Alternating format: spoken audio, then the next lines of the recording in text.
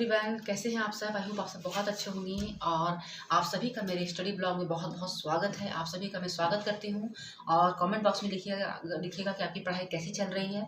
मुझे जान के बहुत खुशी होगी कि आपकी पढ़ाई अच्छी चल रही है। और सबसे पहले मैं एक बात ये बोलना चाहती हूँ कि अगर आप एक स्टूडेंट लाइफ जीने जा रहे हो, फिर से उस लाइफ को जीने जा रहे हो जिस लाइफ को आपने बहुत पहले ही छोड़ दिया था किसी न किसी कारण से, फैमिली के प्रेशर से, बच्चे के कारण या किसी और भी कारण से, तो आप अपनी लाइफ को फिर से स्टार्ट कर सकते हैं। कभी भी आपका लाइफ एंड नहीं होता है। जो लर्निंग का प्रोसेस होता है वो लाइफ लॉन्ग चलता है, ठीक है, क्योंकि learning is a life long process, ठीक है। जो हम लोगों का जो व्यक्ति सोचता है कि मैं बहुत कुछ जानता हूँ, वो समझ जाइए कि वो लाइफ नहीं जी रहा है, वो अपने लाइफ को स्टॉप कर दिया है। क्योंकि जो सीखना है वो जीवन भर चलता है, ठीक है। और जो हर समय सीखना चाहता है वही लाइफ में कुछ आगे करता है, ठीक है। तो अभी मेरा हो गया है पढ़ाई करने का टाइम और मेरे पास एक बोतल पानी रखा हुआ हमेशा रहता है ताकि मुझे पानी पीने के चलते उठना ना पड़े। और पढ़ते पढ़ते जब थोड़ा सा नींद लगता है या थोड़ा लगता है कि थोड़ा सा फ्रेश नहीं लग रहा है, तो पानी ही वो चीज़ होता है जो आपको रिफ्रेश करता है। तो अपने पास पानी हमेशा रखिए। अगर हो सकता है तो अपने पास चाय बना के रख लीजिए, कॉफ़ी बना के रख लीजिए। मैं आपको इसमें प्रेशर नहीं देती हूँ, मतलब प्रेशर इन द सेंस कि मैं आपको ये नहीं कर रही हूँ कि गलत हैबिट आपको डेवलप कर रही हूँ, लेकिन मैं आपको बोलूँगी कि आप चाय पीजिए। क्यों? क्योंकि आप इतना सारा काम करती हैं तो बॉडी में थकावट आती है, ठीक है। ये जो नहीं करते हैं ये नहीं समझ पाते होंगे।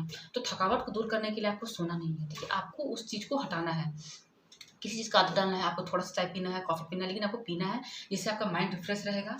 और आप आधा घंटा ही पढ़िए, लेकिन अगर आप पढ़िएगा तो आपके मन में जितना भी बर्डन रहेगा वो सब दूर हो जाएगा। तो अभी दोपहर के बज रहे हैं, यहाँ तो घड़ी नहीं है, घड़ी बाहर है। तो अभी बज रहे हैं 2 बज रहे हैं, मैंने घड़ी देख के अंदर आया है। अभी बज रहे हैं 2 और मेरा कोई टाइम फिक्स नहीं रहता है कि मुझे 1 बजे पढ़ना है, 2 बजे पढ़ना है। मुझे जब भी टाइम मिलता है मैं पढ़ लेती हूँ। हाँ, मेरे मन में एक टारगेट रहता है कि मुझे 24 घंटे में मुझे 4 घंटे निकालना है अपने लिए पढ़ने के लिए। हो सकता है कभी 6 घंटे में निकल जाता है, तो बस मेरे लिए इतना ही है, बाकी कोई भी टाइम हो सकता है, ठीक है। तो अभी मैं जा रही हूँ पढ़ने। और आप कोशिश कीजिए कि अगर आपके पास घर में स्पेस है तो आप अपने लिए एक स्टडी स्पेस बनाइए। इससे एक मोटिवेशन मिलता है। होता क्या है कि आप जैसे कि आपको ये पढ़ने का मन नहीं करता, आप डिमोटिवेट फील करते हैं कि नहीं पढ़ पाऊंगी मुझसे, तो आप एक बार अपने स्टडी टेबल को देखिए। जैसे सपोज दैट आपके पास एक आपका मेकअप का एरिया होता है कपड़े का एरिया होता है। तो जैसे होता है कि आप मेकअप के पास जाते हैं तो आपको लगता है कि अच्छा मुझे सुंदर दिखना है, मुझे ऐसे करना है, वैसे करना है। तो हर चीज़ का अपना एक स्पेस होता है। सोने का आपका बेड है, तो पढ़ाई का क्यों नहीं है। तो अगर आपके पास है घर में टेबल, अगर आप थोड़ा सा भी स्पेस लगाइए, इस तरह से होगा कि आपका एक पढ़ाई का जुनून बना रहेगा। आप देख सकते हैं बुक्स।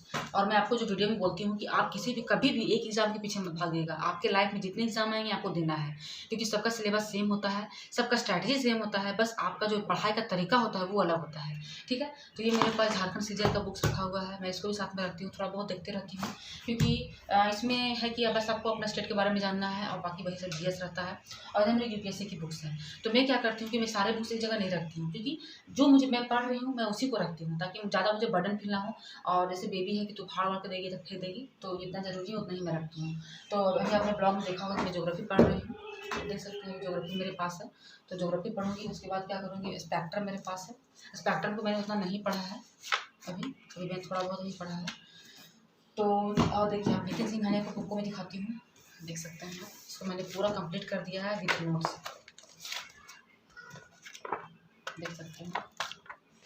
अच्छा, मेरे पास एक कमेंट्स भी आ रहे थे कि तब तो आपका मतलब आपको लग रहा है कि मैंने तो बहुत सारा पढ़ लिया है तो इसीलिए मेरे लिए ईजी है। लेकिन आपको एक बात जान के खुशी होना चाहिए कि आप ऐसे प्लेटफॉर्म में आए हैं जिसके पास बहुत एक्सपीरियंस हो चुका है पढ़ने का, और आपको यहाँ पे बना बनाया हुआ चीज़ मिलने जा रहा है। ऐसा बात नहीं है कि मैं भी नई हूँ आप भी नए हैं, तो नए लोग क्या एक दूसरे को सिखा सकते हैं, थोड़ा बहुत ही सिखा सकते हैं। लेकिन मेरे पास है नज़रिया। सपोज दैट अगर आप आर्ट एंड कल्चर बुक खरीदने जाएंगे तो आप मुझसे पूछ सकते हैं कि दीदी मैं खरीदूँ तो कैसे खरीदूँ और कैसे पढ़ूँ। तो मैं आपको इसके बारे में गाइड कर सकती हूँ, क्योंकि इसको मैंने 3 में पढ़ा है, 4 में पढ़ा है, तो मुझे पता है कि इसको खरीदना ज़रूरी है कि नहीं ज़रूरी है, इसका नोट्स कैसे बनाना है, क्योंकि मैंने इसका एनसीईआरटी पढ़ा है, इसको भी पढ़ा है, उसका मैंने नोट्स बनाया है। तो मैं आपको अच्छे से गाइड कर सकती हूँ। तो आपको यहाँ बिल्कुल भी डरना नहीं है, आपको बिल्कुल पूरा रिलैक्स हो जाना है कि आप सही प्लेटफॉर्म में आए हो, ठीक है। बस आपको मैं जो बताती जाती हूँ वो करते जाइए, और अब मैं पढ़ती हूँ उसको देख आप मोटिवेट होइए कि आपको भी पढ़ना है। मैं ब्लॉग्स इसलिए ही डालती हूँ क्योंकि मेरा ये जो चैनल था इसे मैं स्ट्रैटेजी टिप्स वगैरह ही डालती थी, डालने का सोचा था, लेकिन मुझे लगा कि नहीं, अगर आप एक कुक हो, ठीक है। तो सिर्फ अगर आप बैठ के बता दीजिएगा कि चावल को ऐसे डालना है, दाल को ऐसे धोना है, और आप करके किसी को नहीं बताइएगा, तो लोग अच्छे से समझ नहीं पाएंगे और लोग कनेक्ट फील नहीं करेंगे। तो बस मैं यही सोचती हूँ कि मैं जिस तरह से आपको बताती हूँ कि सिलेबस ऐसे पढ़ना है, इस बुक को ऐसे पढ़ना है, तो मैं पढ़ के भी आपको दिखाती हूँ ताकि आपको मोटिवेशन मिले कि अच्छा ऐसे करना है। इसलिए मेरे ब्लॉग्स आते हैं, ठीक है। तो आप बताइएगा मेरे ब्लॉग्स कैसे आपको लगते हैं, अच्छे लगते हैं, कितना अच्छा लगता है, और मुझे इसको कितना कंटिन्यू करना चाहिए, इसमें मुझे क्या सुधार करना चाहिए, आप बता सकते हैं।